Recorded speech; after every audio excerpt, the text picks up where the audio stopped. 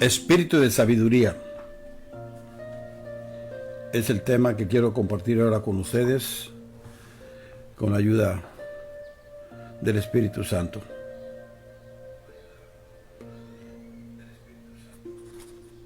La carta del apóstol Pablo a Timoteo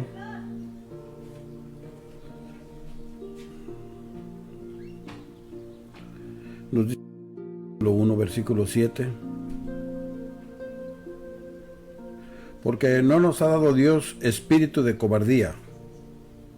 ¿Sí escuchó bien?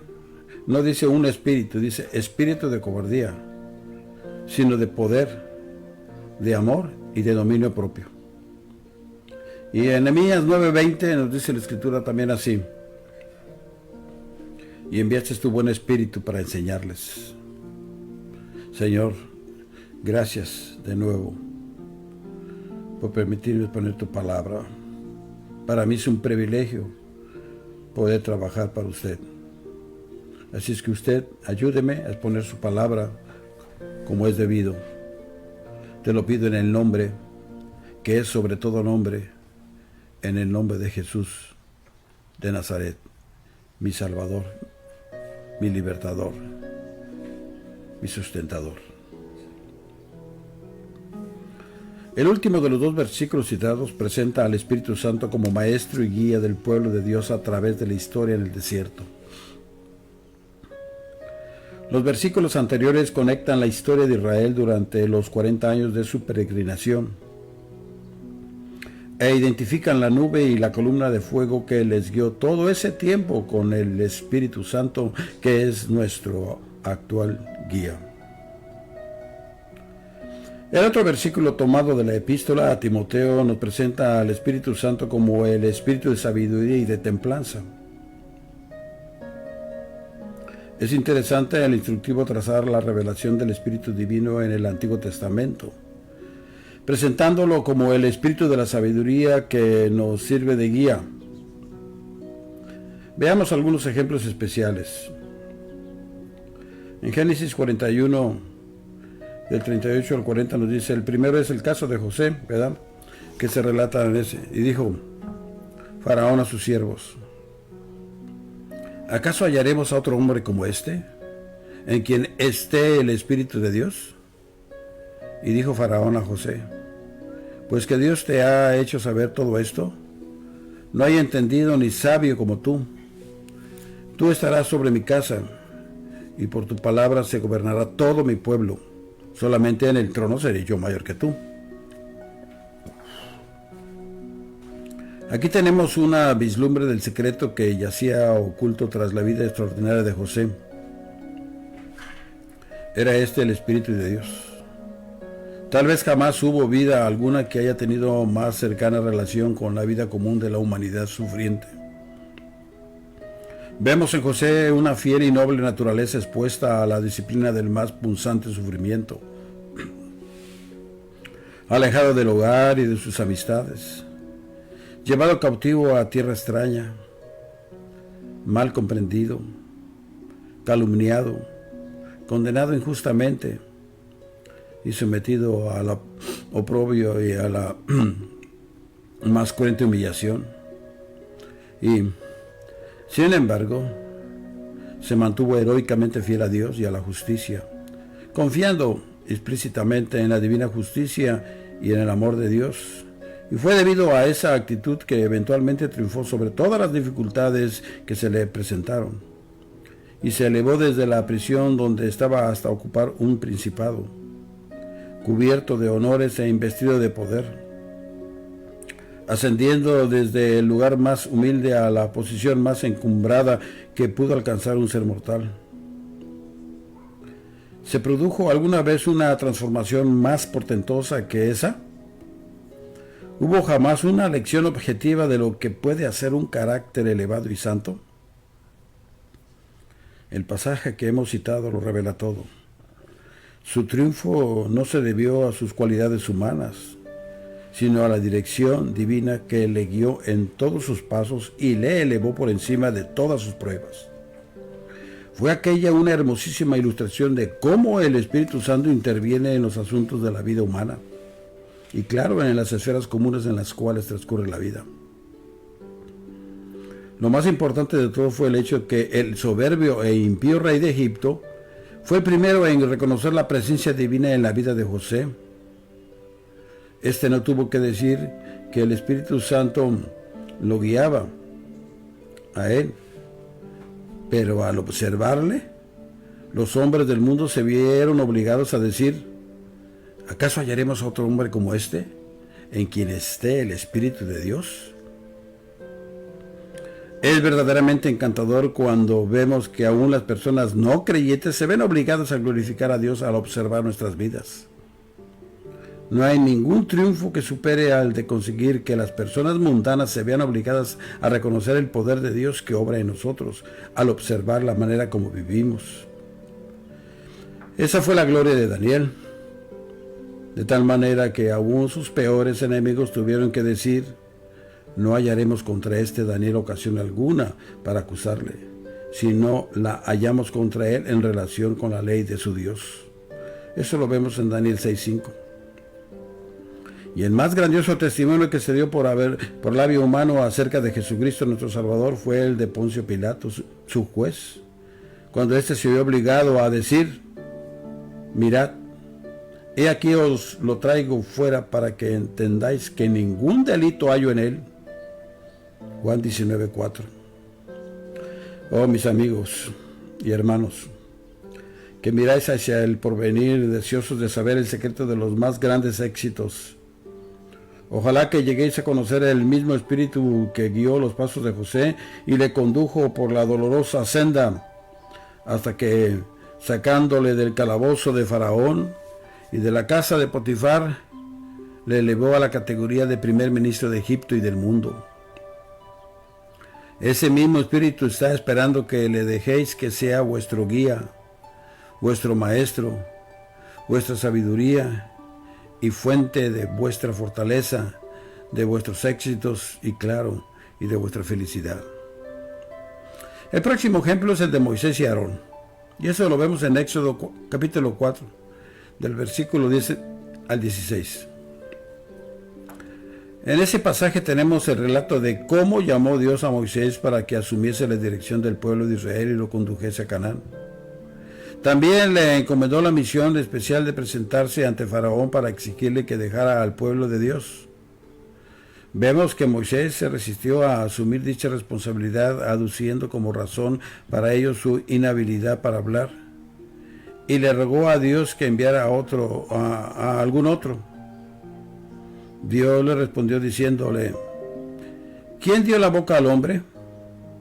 ¿O quién hizo al mudo y al sordo, al que ve y al ciego? ¿No soy yo Jehová? Ahora pues, ve y yo estaré con tu boca, y te enseñaré lo que hayas de hablar. Mas a pesar de todo eso, Moisés no estaba dispuesto a asumir la responsabilidad que Dios quería poner en sus manos. Esa actitud le desagradó a Dios y le ordenó que llamara a su hermano Aarón, y le dijo a este: tú hablarás a él y pondrás en su boca las palabras, y yo estaré con tu boca y con la suya, y os enseñaré lo que hayáis de hacer. Y él hablará por ti al pueblo. Él te será a ti en lugar de boca, y tú serás para él en lugar de Dios. Aquí vemos que Dios le ofreció a Moisés no solo la sabiduría necesaria para que supiese qué decir, sino también poder necesario para que dijese bien lo que tenía que decir. Pero la fe de Moisés no estuvo a la altura de la grandiosa promesa. Por eso Dios fue indulgente con él e hizo que dividiese con otras personas la comisión que le había encargado, y le dio a Aarón para que fuese su vocero. Al aceptar ese arreglo, Moisés naturalmente perdió mucho, pues así como Dios le dio a Aarón la facultad de expresión, pudo habérsela dado a él.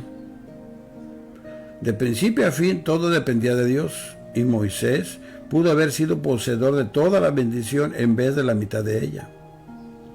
La verdad es que, como quedó demostrado por los acontecimientos sucesivos, La colaboración de Aarón fue de dudosa bendición, pues llegó el día en que Aarón fue quien contribuyó al descarrío de Israel y sirvió de piedra de tropiezo a Moisés. Aarón fue quien hizo el becerro, o sea, lo permitió, sí, al becerro de oro para que el pueblo de Israel le rindiera culto. Y era un culto idólatra al pie del monte Sinaí para acabar de amolar. Así que el juicio del ofendido Dios cayese sobre el pueblo. Vemos pues que en lugar de ayudar a Moisés, Aarón le trajo dificultades. La vara sobre la cual quiso apoyarse se quebró bajo su peso y le hirió sus propias manos y hasta el corazón. ¿Qué nos enseña eso? Una lección muy práctica. El mismo espíritu que llamó a Moisés y le encomendó la gran empresa de sacar al pueblo de Israel de Egipto y conducirlo por el desierto es el que se nos promete a nosotros, asegurándosenos que seremos investidos del poder necesario. ¿Para qué? Para cumplir la obra que se nos encomienda. Él puede ser nuestra boca para hablar y nos asegura que nos dará la sabiduría necesaria para que ninguno de nuestros adversarios pueda contrarrestarnos. Pero si nos detenemos a mirar nuestras debilidades, o si queremos apoyarnos en las fuerzas o la sabiduría de otras personas, nosotros, como Moisés, llegaremos a ver que la confianza que hemos puesto en la ayuda terrenal nos sirve más bien de traba e impedimento para llevar a cabo la obra de Dios que Él quiere que hagamos. Y aprenderemos, claro, con amargura que es cierto lo que dice la divina palabra en Jeremías 17:5.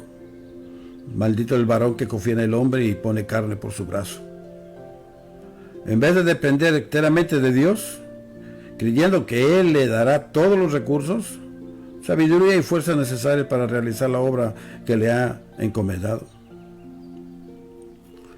El próximo ejemplo del espíritu de sabiduría lo encontramos en el libro de Números 11, del 11 al 17, y también a los versículos 24 y 29. Este pasaje se parece al anterior en lo que se refiere a su significación general. Vemos que Moisés sentía el peso de la responsabilidad que recaía sobre él en su condición de jefe del pueblo. La incredulidad y la rebeldía de la gente le hacían sufrir muchísimo constantemente y llegó el momento en que exhaló una petulante queja contra Dios expresando su desaliento. ¿Por qué has hecho mal a tu siervo? ¿Y por qué no he hallado gracia en tus ojos?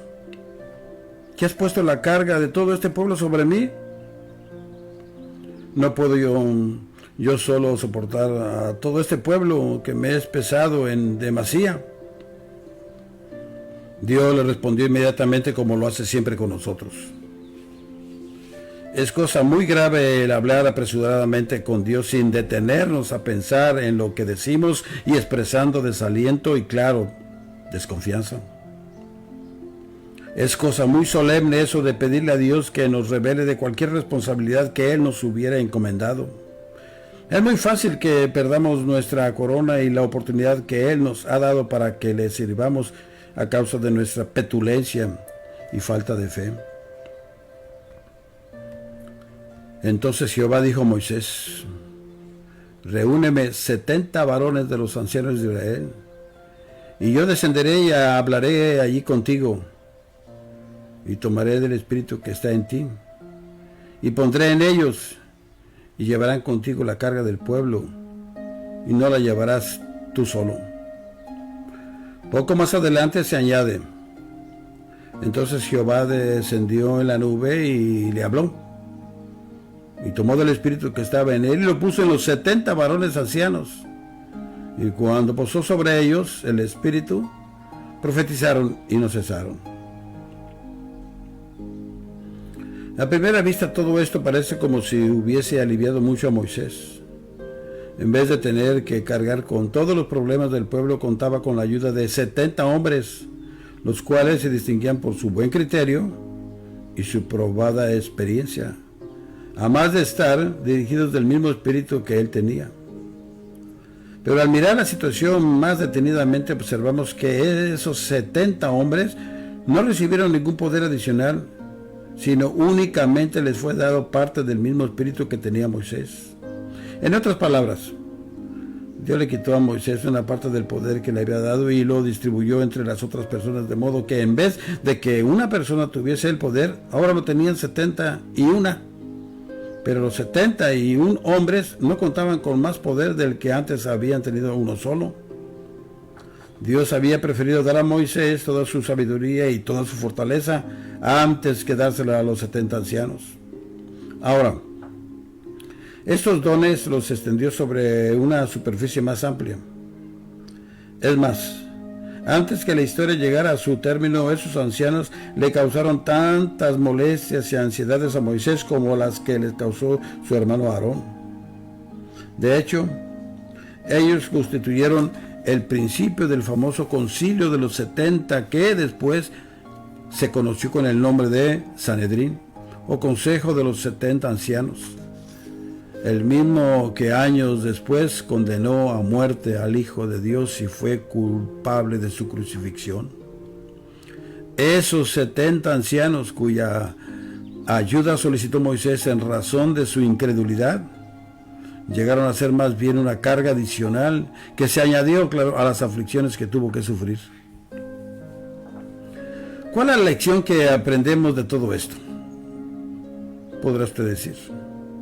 Que el Espíritu de Dios es lo que nos basta para poder realizar la obra que Él nos encomienda, cualquiera que ésta sea, y que Él puede hacer esa obra con pocos o con muchas personas, con una o con 1000. No debemos poner nuestra confianza en la cantidad de personas, ni en la sabiduría de éstas, sino en la fortaleza de Dios, ya sea que esa fuerza se nos dé sin instrumentalidad humana o con ayuda. Los hombres podrán ayudar a llevar a cabo la obra de Dios, pero solo podrán hacerlo según les dé aptitudes y poder para ello. Pero más tarde vemos, en los versículos 26 y 29, cómo 2 de los ancianos, Eldad y Medad, profetizaron extralimitándose. ¿De qué? De las facultades que les habían sido dadas. Los amigos de Moisés quisieron reprenderles, pero Moisés, con la amplitud de visión y grandeza del alma que le caracterizaba, reconoció el hecho que los dones de Dios muchas veces rebasan los conductos ordinarios y que el Espíritu Santo no puede ser restringido por nuestras ideas o métodos. Moisés no les dijo nada, como haríamos nosotros con nuestros hermanos cuando vemos que están trabajando para Dios y dando testimonio de la verdad, aunque lo hagan afuera del patio de nuestros métodos y organizaciones. El poder de Dios es más grande que nuestros insignificantes programas. Y si una persona honra a Jesucristo y da testimonio de Él con el poder del Espíritu Santo, no tenemos por qué hacer que adopte nuestros métodos ni obligarle a pronunciar nuestro mezquino Shibot. O sea, del que yo pienso, yo creo, yo declaro, yo pacto. El siguiente ejemplo de esa unción divina está en Josué números 27-18, que nos dice así: Y Jehová dijo a Moisés: Toma a Josué hijo de Nun, varón en el cual hay espíritu, y pondrás tu mano sobre él, y lo pondrás delante del sacerdote Eleazar y delante de toda la congregación, y le darás el cargo en presencia de ellos.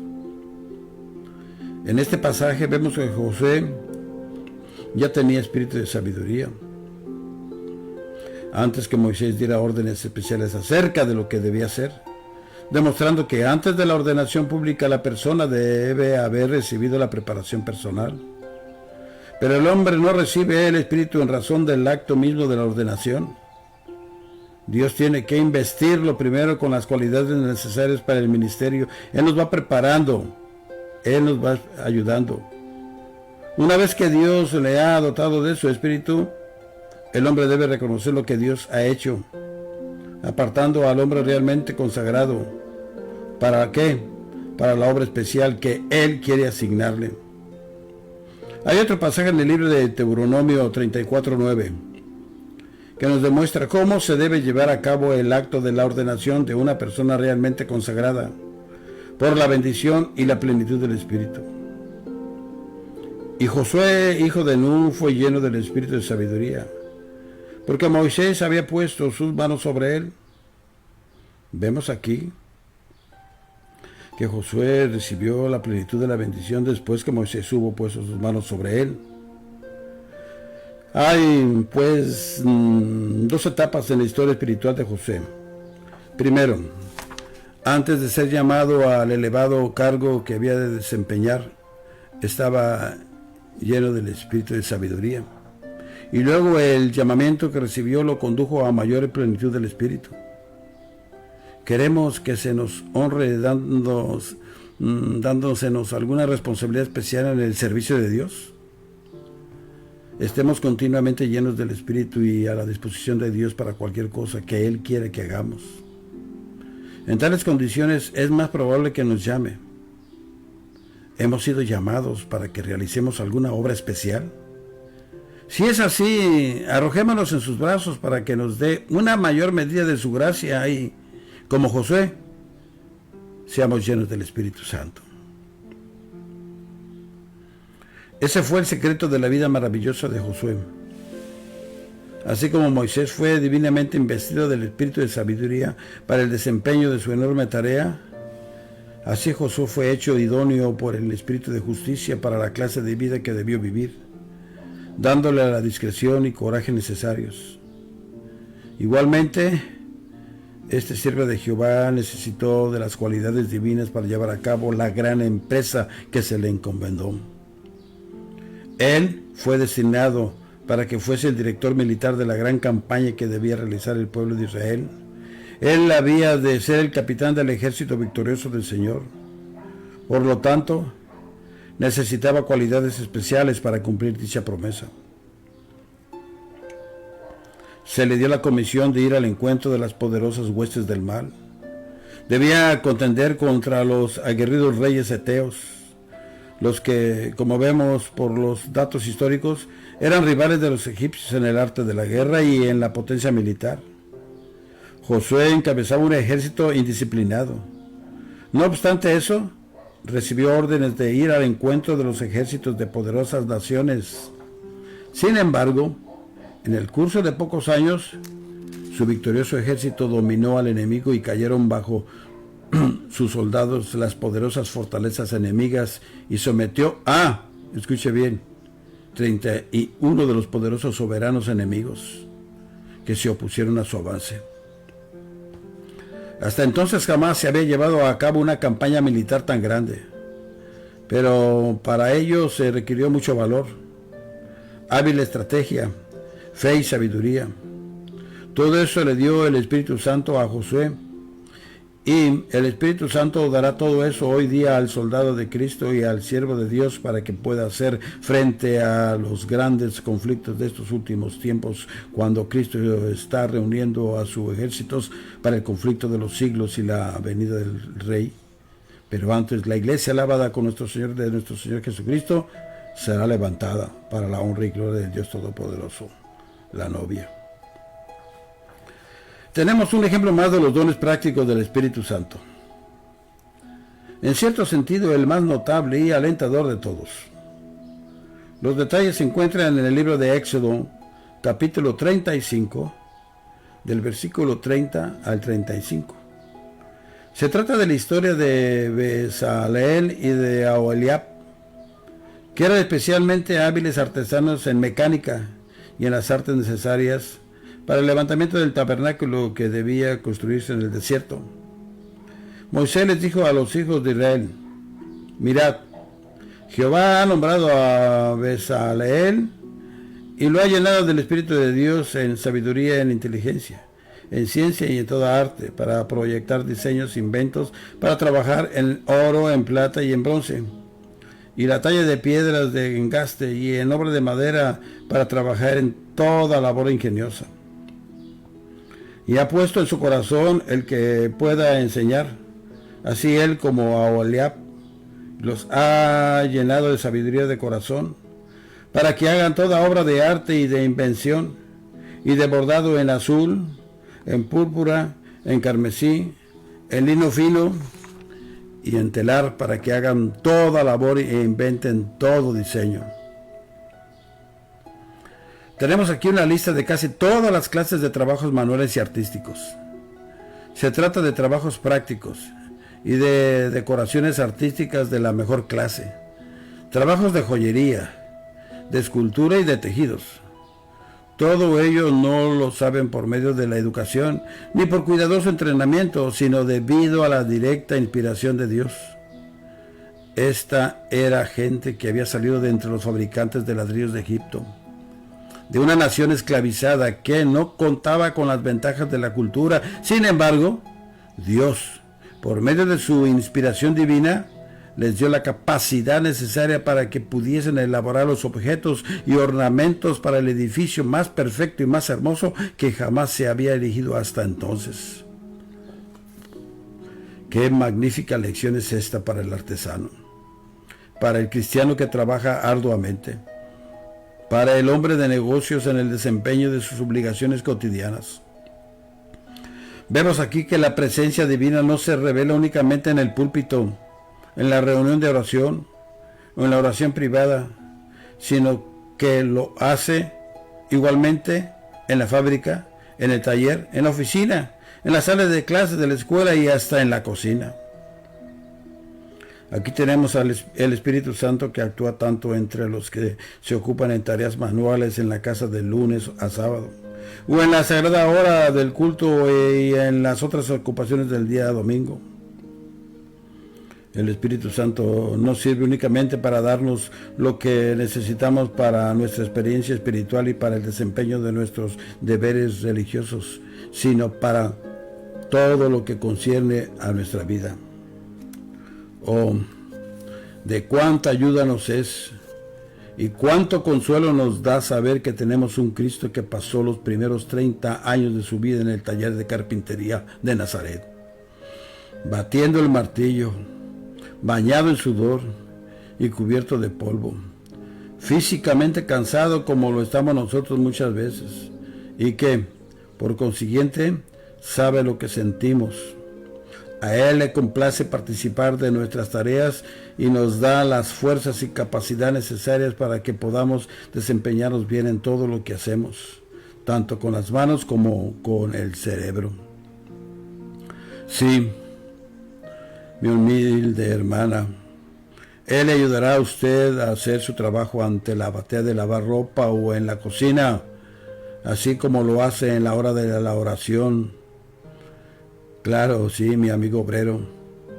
Él irá con usted a su trabajo y lo ayudará a manejar el martillo y el serrucho o en el manejo del arado en el campo.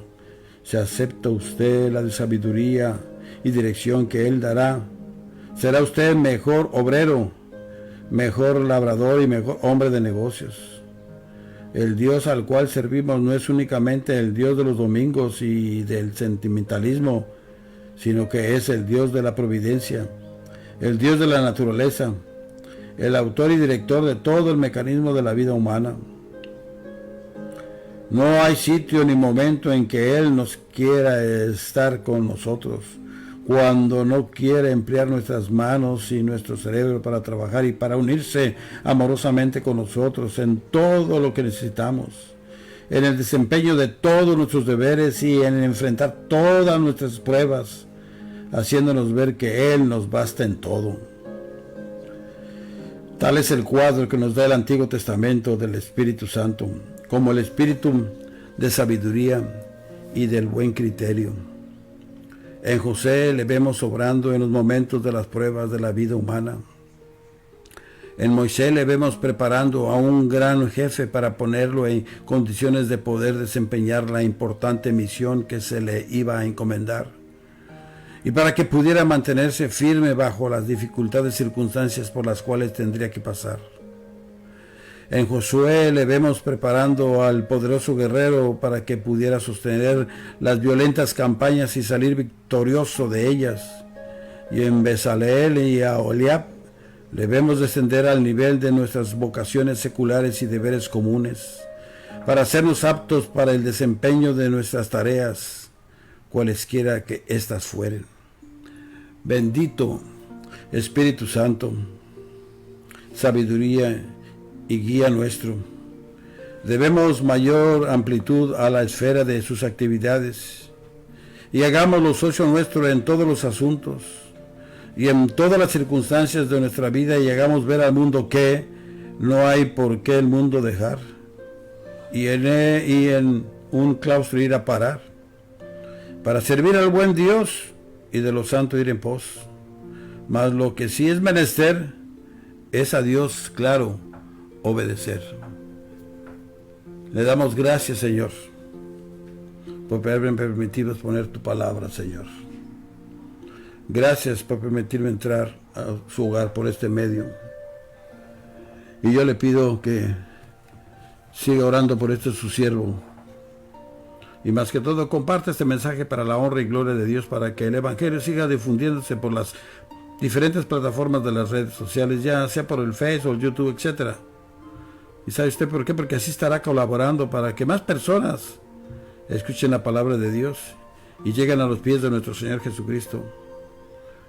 Y les vuelvo a recalcar, les sigo pidiendo sus oraciones por este su hermano en Cristo, el pastor Carlos Parga, el cual se despide, deseándoles que les siga guardando nuestro Señor Jesucristo. Amén.